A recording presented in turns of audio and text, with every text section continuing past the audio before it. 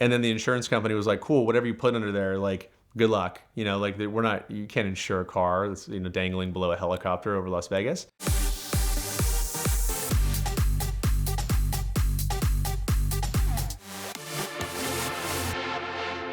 So for years, we've wanted to figure out a way to put a car under a helicopter. It was always something that we're like, okay, great. How do you keep outdoing yourself? My first day 3 years ago at RM, I show up in LA at the Culver City office with Shelby. And, I walk in and there's a film crew there. And I walk into the back of the office and there's this guy laying on the couch and he's got his shirt off. And there's these models hanging out in the office. And there's there's a McLaren F1 in there and an F40 in there and some other ridiculous cars. And then there was a Defender 90 out in the parking lot. And it was a cool Defender 90. And I'm a big fan of him, but I didn't understand what was going on. He's like, we've got this Defender 90. It's for a really special client who's got a bunch of other really cool cars.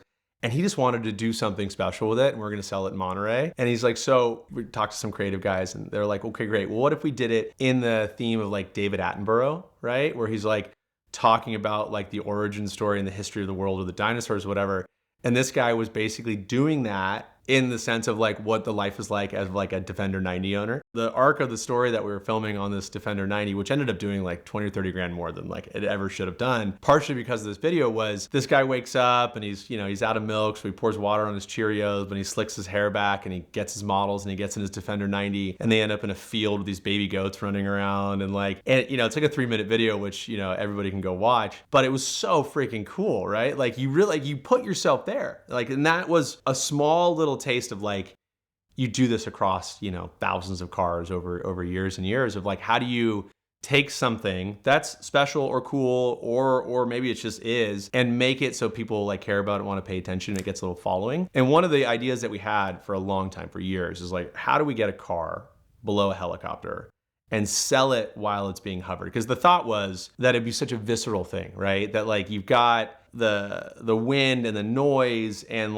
just the overall experience of a helicopter being fairly close to you, and then elevate that with something really expensive and really cool attached below it, and then auction it while that's happening. And RM does a sale every year during the Monaco Storks F1 race. We're great. And so Tag, during the actual race, which until recently was a week or two later, threw this big party on this huge yacht. They had Berth 1, biggest boat in the harbor. They would take it out. They would throw this big party, always have an incredible celebrity performer on the dock. And we're okay, cool. I'm here's the idea. It's me and a couple guys sitting around. We're we get a really special car. We attach to a helicopter. We fly it out over the bay from around the corner in Monaco, while the super yacht's out in the harbor. And at the time, I think they were trying to get Dua Lipa to perform. So we're okay, Dua Lipa's on the bow. All of the bidders are on the bow of the boat. The helicopter comes around. It's hovered right next to it. At the time, I think we were looking at a McLaren F1 was the car that we had kind of on tap to be the car that was gonna be below the helicopter. And we get all spun up. We're talking to the global marketing team from Tag, and we're going down on this route, and we're pumped on this, right? This is gonna be the idea. And then someone on the team was well, how do you get a helicopter into Monaco? And it was this is whether weeks into this idea of we've got a car that, that's aligned. We've got Tag saying that they're going to allow us to do this. And we're well, I don't know. You just do it, right? Because anything else, if you want to do it, if you have an idea, most of the time you can go figure out a way to get done. We found out really quickly, it is completely against the law to fly a helicopter anywhere over the Monaco airspace, full stop. You can't. No one does it. None of the F1 guys can do it. No one can do it. And you can't fly it over the harbor either because it's considered airspace. So it was, it was someone let the air out of our balloon a little bit. We're well, okay, now what? Where else can we effectively do this that has the showmanship of the Monaco Grand Prix? And full circle, we started partnering with F1 in Las Vegas. And the first year we did an event in the Awakenings Theater. And you got these Cirque du Soleil performers and James Corden's there. And we do all this thing and we set this wicked record on a Lewis Hamilton car. And then we're okay, great. How do you just keep one-upping yourself? How do you go from baby goats to, helicopter? We're whoa, it hit us 2 years later. Well, what about the helicopter in Vegas? Vegas, you can do anything. And so we ended up on the phone with the Win, who was our partner for the last few years. And we told him okay, can we put a car below a helicopter and fly it through Vegas, sell it next to an audience of people? And the response was what we were thinking from Monaco. And the guy was yeah, it's Vegas. You can do whatever you want, right? you want to fly a helicopter? Like, sure. Like, let me connect you with my guy at the FAA. He was like, yeah, it's no problem. Like, it's just, it's just planning. And like, we're like, weeks out. This isn't something that we have a year to plan and like all the things to do. We're weeks out. And so he's like, no problem. We get in touch with like a helicopter transport company that had like a Huey, like one of these big military style helicopters decommissioned. And that guy was like, yeah, no problem. He's like, we can get you the helicopter. He's like, you got to build this little landing thing for it. What kind of car do you want?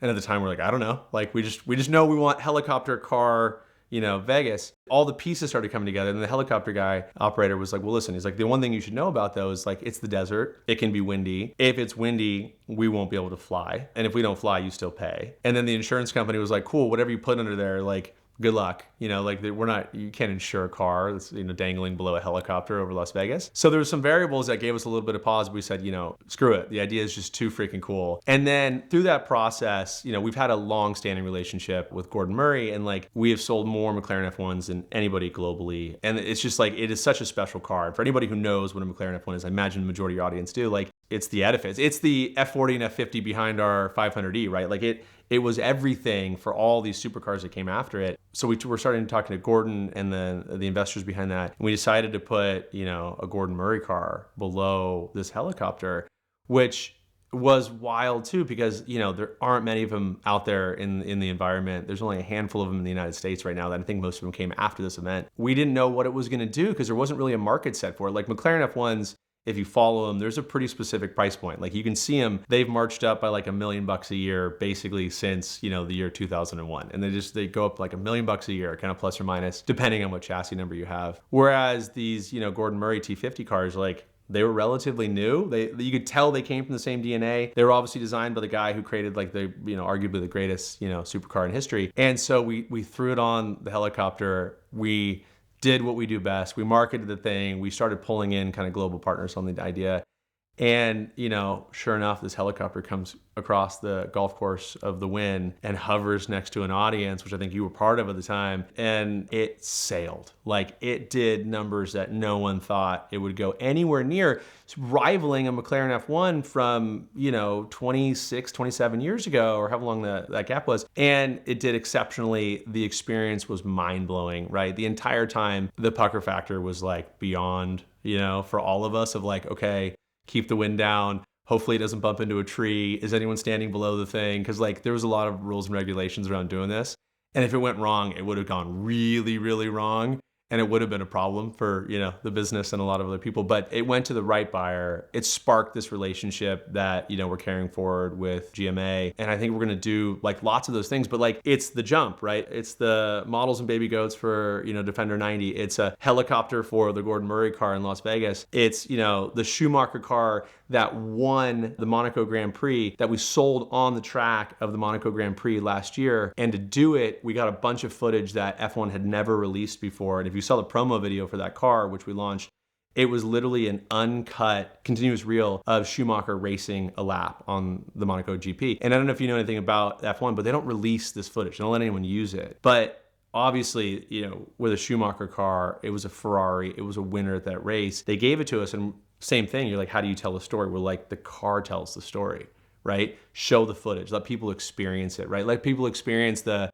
freaking cargo helicopter holding a GMA car, in Las Vegas, while people are waiting to get on a bus to go to practice and watch, the modern day cars kind of rip the track. So we're always looking for something that like takes it to the next level. But the helicopter was something that we had wanted to do for years and finally came to fruition.